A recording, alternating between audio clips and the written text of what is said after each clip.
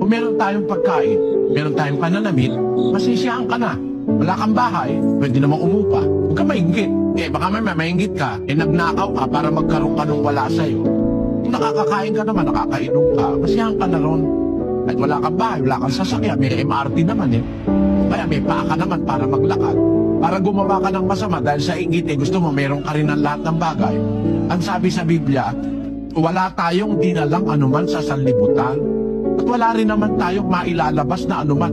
Sabi nga ni Job, ubad akong lumabas sa bahay bata ng aking ina. Ubad din akong babalik doon sa Panginoon. Kaya, di ka makakapagdala ng isang ternong Amerikana Kahit nabihisan ka bago ka ilibing, pag harap mo sa Diyos bulok na yun Kaya wala tayong dinala sa libutan, wala tayong mailalabas. Sabi ng Biblia, kung meron tayong pagkain, meron tayong pananamit, masisiyahan na tayo doon. Huwag nating pamahain sa ating kalooban ang inggit na kanino man.